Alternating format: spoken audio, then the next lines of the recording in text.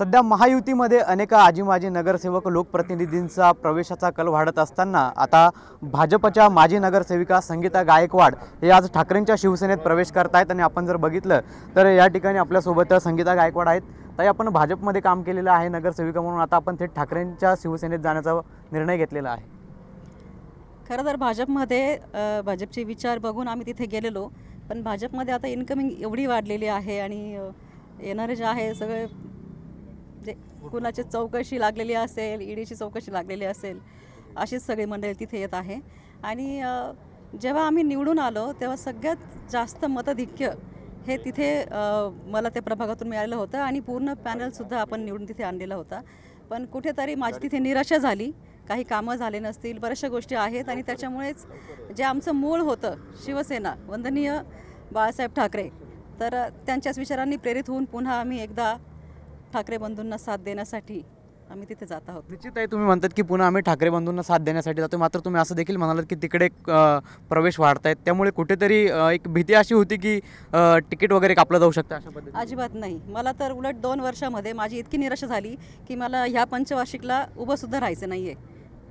मला तिकीट मिळणार नाही किंवा काही तो विषयच नाही आहे, पण मला मुळात उभंही राहायचं नाही आहे, पण संघटनेत मात्र काम करायचं आहे आणि म्हणूनच मी या पक्षामध्ये प्रवेश करत आहे। नक्कीच आपल्यासोबत ठाकरेंच्या शिवसेनेचे जिल्हा प्रमुख देखील आहेत।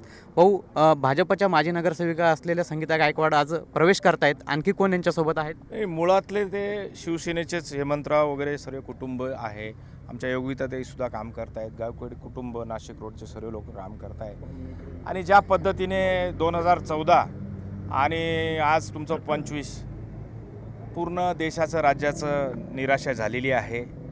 ज्या पद्धतीने शेतकऱ्यांचा प्रश्न असेल, कामगारांचा अनेक प्रश्न आहेत, नाशिकच्या प्रश्नावर आम्ही जो जनाक्रोश मोर्चा काढला आदरणीय वसंतभाऊ गीते आणि यांच्या नेतृत्वाखाली, बघा ना आज रिझल्ट काय, जनतेतल्या मनातला विषय। आणि तेच आदरणीय गायकवाड जे असतील यांनी बघितलं की आपल्याला या महाराष्ट्रासाठी, या नाशिक जिल्ह्यासाठी, शहरासाठी उद्धव साहेब यांच्याशिवाय पर्याय नाही आणि म्हणून हे सर्व लोक प्रवेश करत आहेत। आणि पुढच्या काळामध्ये आज संगीताताईच नाही आहे, अनेक लोक आहे, 8 लोकांचा प्रवेश आहे, उपप्राचार्य आहेत, आमचे अंकुशजी आहेत, या आमच्या ताई आहेत आणि अशा खूप युवक युवती, खूप लोकांचा अशा डोक्यात विचार की आपण उद्धव साहेबांबरोबर गेलं पाहिजे। ज्या पद्धतीने महाराष्ट्र वाचवण्यासाठी राजसाहेब ठाकरे असतील, उद्धवसाहेब ठाकरे असतील, एकत्र आले, जे बाळासाहेबांचं स्वप्न होतं आणि म्हणून हा पहिला प्रवेश आहे, त्यासाठी आम्ही जात आहोत। नक्कीच आपल्यासोबत माजी आमदार वसंत गीते देखील आहेत। भाऊ, आपण दोन्ही ठाकरे बंधूंसोबत काम केलेलं आहे, आता पुन्हा एकदा ठाकरे बंधू एकत्र येतील अशा पद्धतीचं चित्र राज्यात निर्माण झालेलं आहे, काय वाटतं, वातावरण बदलायला सुरुवात झाली? ते निश्चितपणे लोकांना परिवर्तन पाहिजे आहे।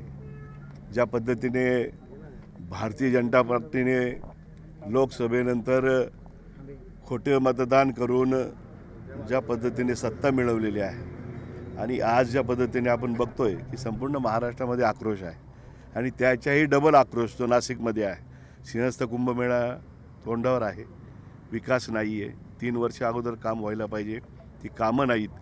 नाशिकमध्ये खड्ड्याचं साम्राज्य आहे, संपूर्ण शहराची धूळधाण झालेली आहे आणि संपूर्ण महाराष्ट्रामध्ये सगळ्यात मोठी गुन्हेगारी जर कुठं असेल तर ती नाशिकमध्ये असेल। आणि नाशिक हे मुख्यमंत्र्यांनी दत्तक घेतलेलं गाव शहर होतं आणि त्यांनी ते रस्त्यावर सोडून दिलं।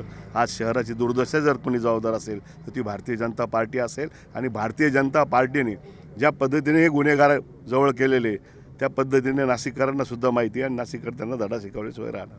नक्कीच आपण जर बघितलं आज ज्या भाजपच्या माजी नगरसेविका आहेत संगीता गायकवाड, त्या आज ठाकरेंच्या शिवसेनेत प्रवेश करत आहेत। आगामी स्थानिक स्वराज्य संस्थांच्या निवडणुका असतील, महापालिकेच्या निवडणुका असतील, या निवडणुकांमध्ये आणखी कुठल्या पक्षात कुठले प्रवेश होतात हे देखील पाहणं आता तितकंच महत्त्वाचं ठरणार आहे। कॅमेरा पर्सन आकाश ओवलेसह पवन येवले, TV9 मराठी, नाशिक।